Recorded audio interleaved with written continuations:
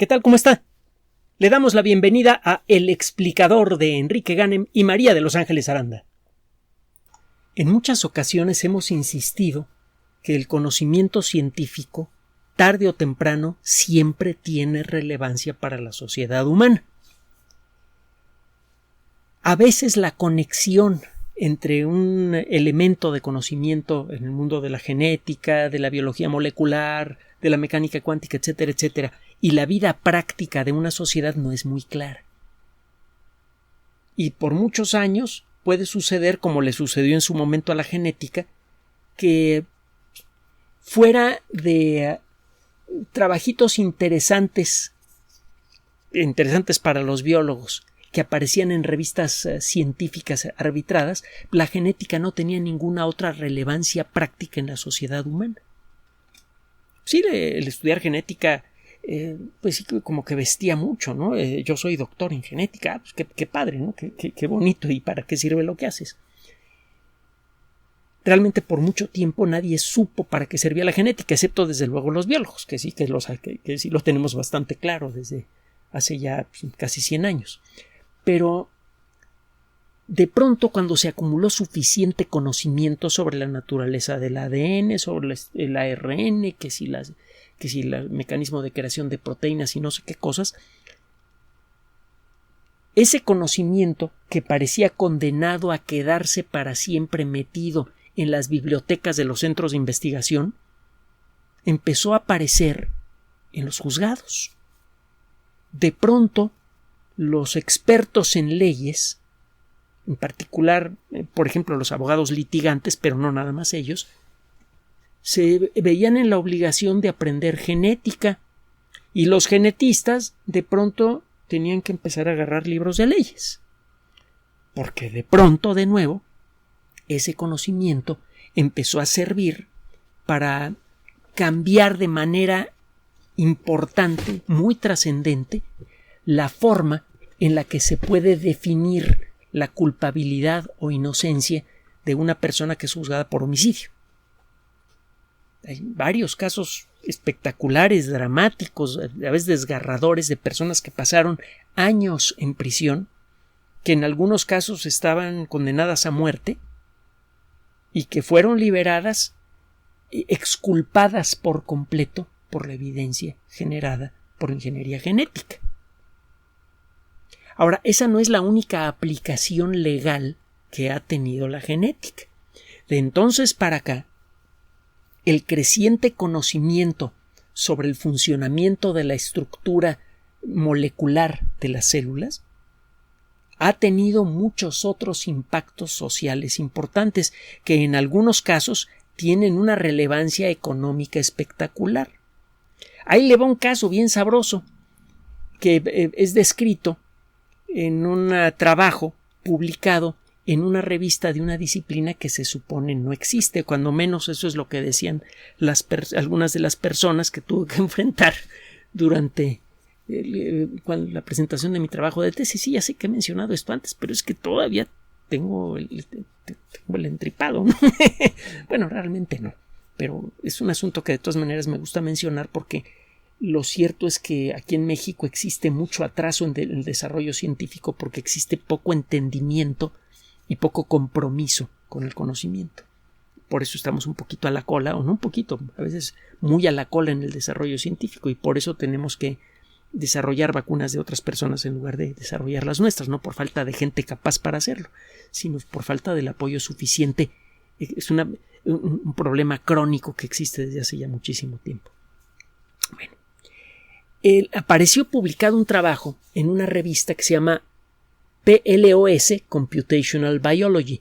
PLOS es una organización que hemos mencionado en otras ocasiones que se dedica a publicar revistas electrónicas en materia científica, principalmente en el mundo de las ciencias de la vida, y los artículos son de muy alto nivel y el acceso es completamente gratuito. PLOS es la abreviatura de Public Library of Science, Biblioteca Pública de Ciencias, era una traducción tosca al español. Nació con una sola publicación, la primera, PLOS One, así se llamaba, y de entonces para acá han salido varias revistas científicas dedicadas a la biología y están por salir nuevas revistas dedicadas a otros temas. Por cierto, ha sido muy exitosa esta organización. Una de ellas se dedica a lo que ahora se llama Computational Biology. También se llama Biological Computation. Es decir, el uso de técnicas avanzadas del mundo de la informática en el mundo de la biología. Usted dirá, bueno, técnicas de informática, pues que un biólogo llame a un informático, a un experto en computación para resolver sus problemas. La realidad es que esto no funciona. Al igual que los biólogos han tenido que aprender química para poder hacer genética, pues la genética en la actualidad es esencialmente química, los biólogos ahora tienen que aprender computación con todo lo que eso involucra, incluyendo modelos matemáticos con ecuaciones diferenciales, etcétera, etcétera, para poder resolver problemas básicos que muchas veces tienen una enorme relevancia social. Gracias a la biología computacional es que se pudieron resolver muchos de los problemas de caracterización de las estructuras moleculares de SARS-CoV-2 que permitieron el desarrollo de vacunas efectivas en tan poco tiempo. De no existir la computación biológica, todavía estaríamos encerrados en nuestras casas y seguiría la pandemia creciendo de manera descontrolada. Si se ha detenido es en buena medida, no exclusivamente, pero sí en buena medida, a esta disciplina. Y existen muchos otros ejemplos, ¿no? No nos vamos a meter en demasiados detalles. El caso es que este grupo de investigación de la Universidad Estatal de San Diego acaba de presentar un trabajo en una revista de computación biológica que tiene un enorme valor práctico en el mundo legal y tiene a su vez una fuerte relación con la conservación ambiental. Es un relajo padrísimo. Mire, existen unas garcitas, se les llama atrapamosquitos, en inglés gnatcatcher, gnat, G-N-A-T, es mosquito. Es una avecita pequeña que está clasificada como una especie en peligro de extinción.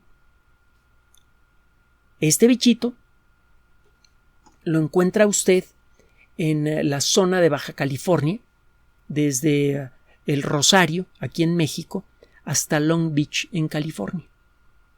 Su hábitat natural está disminuyendo rápidamente porque el lugar en donde vive tiene una vista espectacular al mar, es un terreno ideal para los desarrolladores de casas y condominios.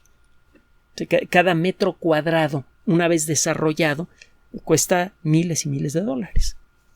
Total que Polioptila californica está generando un pleitazo tremendo que se ha llevado varias veces a los tribunales desde hace décadas por cuestiones de protección ambiental. Es claro que si no tomamos acciones efectivas, duraderas para la protección del ambiente, nos vamos a quedar en el corto plazo sin un ecosistema viable.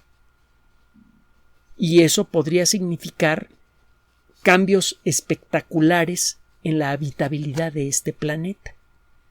Estos cambios podrían reducir en muy poco tiempo la capacidad que tiene el planeta para producir el alimento que ahora consumen 8,000 millones de personas. Si llegamos a desequilibrar el ecosistema, no crea que de pronto se va a abrir el terreno y nos va a tragar a todos. El mundo se va a seguir viendo igual, solo que va a cambiar de manera inicialmente sutil su capacidad para producir alimentos. Una parte importante del terreno que ahora utilizamos para producir comida podría quedar inhabilitado por cambios ambientales y cambios ecológicos producidos por la degradación rápida del ecosistema. De pronto, en lugar de producir comida suficiente para 8,000 millones de personas, a lo mejor empieza a salir comida nada más para 6,000 millones. Eso podría ser el inicio de la extinción de la civilización moderna. Una pequeña reducción en nuestra capacidad para producir alimento podría llevarnos a una guerra nuclear, ¿para qué le cuento? Obviamente tenemos que proteger el ecosistema, pero el proteger el ecosistema en exceso puede limitar el desarrollo económico y social Y uno de los problemas graves, muy graves que tenemos en la actualidad, es el del empobrecimiento de millones y millones de personas por falta de oportunidades. El crear esas oportunidades exige un impacto ambiental, ni modo. Es por eso que el problema de la sobrepoblación tiene que ser enfrentado de manera inmediata y de manera decidida. Tienen que involucrarse muchos expertos en el rollo de evaluar cuál es el impacto de la sobrepoblación y de encontrar maneras de reducir este problema con mecanismos decentes, aceptables para todos. Si protegemos demasiado el ecosistema, limitamos el desarrollo humano. Necesitamos encontrar un balance entre dos fuerzas opuestas, algo que ha sucedido muchas veces a lo largo de la historia de nuestra especie. Bueno, pues resulta que la ley en California protege de manera específica a Polioptila californica. No se puede desarrollar, no se puede tocar el ecosistema en donde vivan ejemplares de esta especie. Punto. ¿Por qué? Porque es una especie en peligro de extinción y ya estuvo bueno de seguir de destruir especies, sobre todo especies que tienen un valor ecológico importante. Este bichito come insectos. De no tener especies que coman insectos en grandes cantidades, como sucede con muchas aves, con murciélagos, etcétera, etcétera, el ecosistema terrestre rápidamente quedaría desbalanceado. Los insectos se reproducen con una velocidad verdaderamente espectacular. De no existir algo que los detenga, pues mire, basta con ver lo que es una invasión de langostas en un sembradío para darse cuenta de lo que podría suceder a gran escala si no respetamos a las especies que comen insectos. Los insectos no solamente se comen lo que nosotros comemos. Un exceso de producción de mosquitos podría dispersar enfermedades que ahora están contenidas. Hay muchas enfermedades que son transmitidas por mosquitos y por otros insectos. De hecho, algunas de las enfermedades más peligrosas del mundo, que son endémicas en muchos lugares, como la malaria o el paludismo, son transmitidas por mosquitos. Entonces, obviamente hay que proteger a los bichos que comen insectos. Y hay que proteger la biodiversidad en general del planeta y la biodiversidad entre las especies que comen insectos. Entonces, tiene sentido el proteger a Polioptila californica. Solo que las personas que quieren desarrollar esos terrenos muy valiosos en California dicen, oye, es que este bichito, que dices que es una especie, es casi idéntico a otra especie de Polioptila que no está en peligro de extinción. A mí se me hace que los biólogos se equivocaron, que están clasificando a estos bichitos como pertenecientes a dos especies diferentes cuando en realidad se trata de dos variedades de la misma especie. Ese era el argumento altamente técnico, basado en biología, que presentaron ante los tribunales. No se pudo proceder con este argumento porque resulta que no tenemos muy claro cuándo dos grupos de organismos muy similares pertenecen a especies diferentes. En el mundo de la biología existe una definición que parece ser definitiva. Si usted tiene dos grupos de organismos muy parecidos y puede tomar a un macho de una variedad y a una hembra de la otra, ponerlos en contacto para que hagan sus cositas y que tengan descendencia fértil, entonces esos dos grupos pertenecen a la misma especie. Cuando dos organismos de géneros complementarios logran producir descendencia fértil, se dice que los dos pertenecen a la misma especie. Pues ¿cómo saber si Polioptila californica y estas otras variedades de Polioptila en realidad son dos variedades de la misma especie? Pues toma usted un macho de una y una hembra de la otra y los cruza para ver si tienen descendencia fértil. Solo que ese criterio tiene tiempo que está siendo criticado inclusive en el mismo mundo de la biología. Hay muchas especies que se reproducen de manera asexual. Entonces, de arranque, ese criterio no aplica a una fracción muy importante de todo el mundo biológico, de todo el mundo de la vida. Entonces, esa definición por sí misma ya no es aceptable, nada más por este hecho. Pero hay algo más. Usted a veces, esto pasa mucho con las plantas y a veces con animales, puede cruzar organismos que claramente pertenecen a especies diferentes y aún así producir resultados fértiles. A este proceso se le llama hibridización. Funciona más en vegetales que en animales, pero funciona. A veces es posible de manera muy clara tomar a miembros de dos especies taxonómicamente diferentes, que con técnicas clásicas han quedado naturalmente clasificados en especies diferentes, y aún así producir descendencia fértil. No de manera regular, pero lo puede usted hacer. Híjole, entonces, ¿qué criterio vamos a utilizar para definir una especie? Porque la ley dice que esta especie está protegida. Bueno, pero ¿qué demonios es una especie? A ver, señores biólogos, definan exactamente qué es una especie para que se pueda decidir este asunto. Es un asunto que puede involucrar varios centenares de miles de millones de dólares. Puede significar trabajo para muchísimas personas, un mejoramiento importante de la economía de California, que es una de las palancas importantes de la economía de los Estados Unidos, pero por otro lado, si nos equivocamos, puede implicar darle una patada en la espinilla a lo que queda del ecosistema californiano, que no es mucho, con consecuencias incalculables al corto, mediano y largo plazo. A lo mejor en el corto plazo no se nota mucho la desaparición de una especie, pero más adelante sí que se nota. Ya hemos visto muchos otros ejemplos de especies aparentemente insignificantes que desaparecen y de pronto 10 o 15 años después nos empezamos a llevar sorpresas porque el ecosistema se comienza a desbalancear porque falta esa especie que creíamos que era insignificante. A ver, señores biólogos, defínanme qué es una especie para poder aplicar la ley. De pronto, el trabajo de los biólogos, que se supone nada más transcurría en laboratorios universitarios, trabajo de los biólogos que por mucho tiempo se pensó que nada más tenía importancia académica, ahora tiene importancia legal, y de establecer una definición precisa, detallada, verificable, repetible, firme de lo que es una especie, depende una fracción importante de la economía de California, que a su vez representa una fracción muy importante de la economía de los Estados Unidos.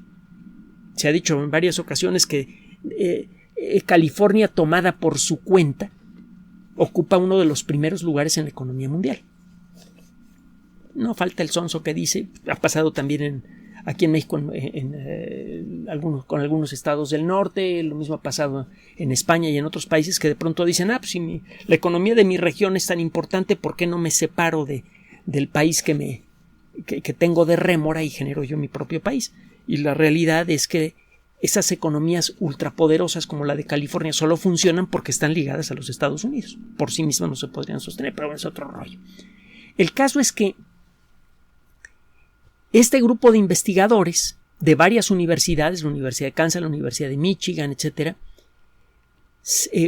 integraron un equipo que involucra biólogos especializados en evolución, que involucra biólogos especializados en genética, biólogos especializados en computación, expertos en estadísticas y en otras disciplinas, unieron fuerzas para crear un sistema de cómputo que pudiera analizar a fondo todos los detalles que normalmente se utilizan para decidir cuándo dos grupos de organismos pertenecen a especies diferentes.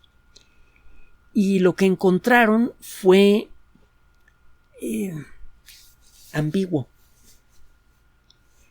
Incluso utilizando los mejores criterios posibles para definir, separar a una especie de otra, existen casos, ejemplo, en distintos rincones del mundo, en donde resulta imposible decidir cuándo dos poblaciones de organismos pertenecen a dos especies diferentes que se parecen mucho o a dos poblaciones diferentes de la misma especie. Y esto tiene que ver con la actualidad del proceso de evolución. La evolución no es algo que ocurrió en la época de los dinosaurios. Está pasando continuamente día a día. Por eso apareció COVID-19, por evolución. Por eso es que han aparecido muchas variedades de bacterias resistentes a antibióticos, por evolución. Por eso es que han aparecido insectos que son resistentes a algunos insecticidas, por evolución. La evolución es algo que está sucediendo continuamente en nuestras células, segundo a segundo. Se ha podido observar a nivel molecular la evolución del ADN humano a lo largo de la vida de una persona. Es un fenómeno real. El fenómeno de la evolución puede funcionar de 1000 maneras diferentes. Por ejemplo, tiene usted un río que sostiene a una población de garcitas que comen bichitos que en la ribera de los ríos. Hay ríos, y de hecho muchos ríos, que cambian de trazo con el paso de los años, con el paso de pocos años. Está el caso del Mississippi, que es espectacular. De pronto, un río que tiene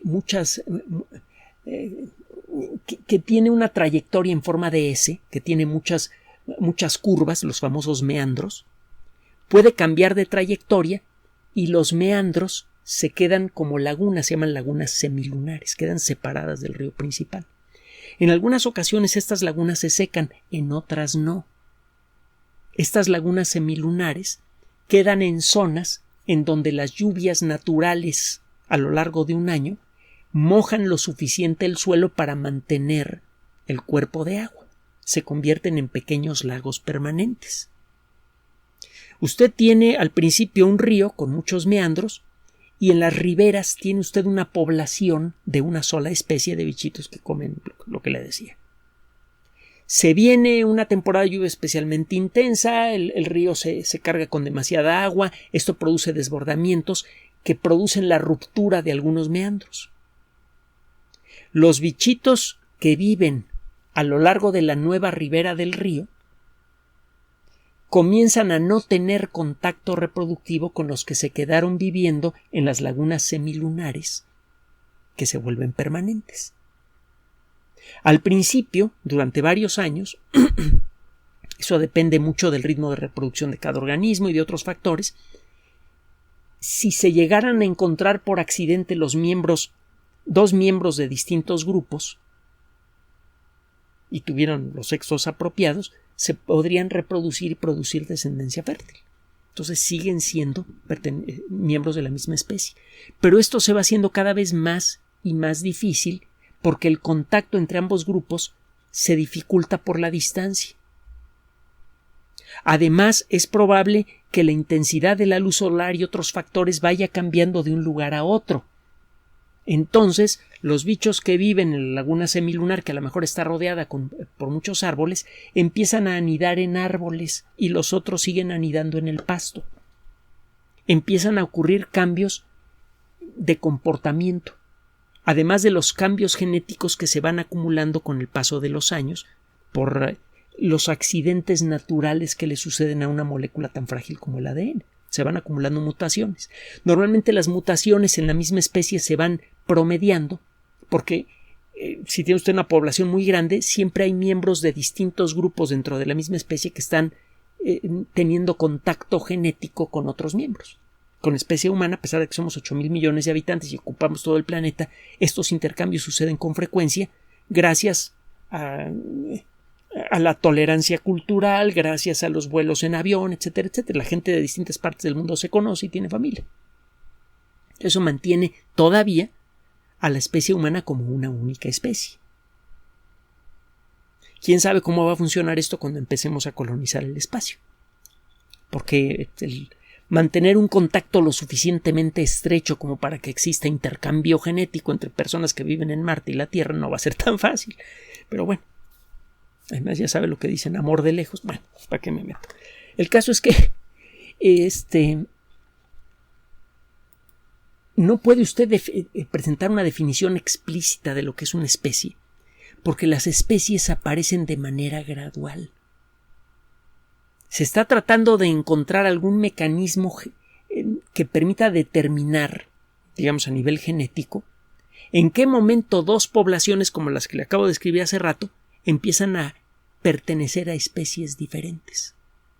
Pero es un poco como agarrar un arco iris y decir formalmente el rojo termina aquí y el anaranjado comienza acá. Es cuestión de gustos. No hay una forma específica de establecer esas diferencias que satisfagan a todo mundo por igual. Entonces, de pronto, los biólogos están buscando algún mecanismo que se pueda computarizar, que permita decidir con razonable certidumbre cuando dos grupos de organismos pertenecen a especies diferentes. Y detrás de esto depende en buena medida muchos esfuerzos de protección ambiental, porque esto que le acabo de comentar no solamente pasa en California, pasa en todo el mundo. Prácticamente todos los países que tienen algún interés manifiesto en preservar su ecosistema han establecido leyes en donde en muchas ocasiones se mencionan a especies específicas como especies protegidas.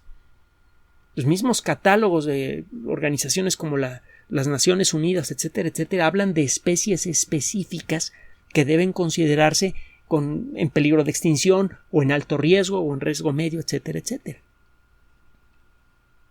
Estas especies, como todas, están evolucionando y están sometidas a fenómenos como el que le mencioné del río. Hay muchos otros fenómenos similares.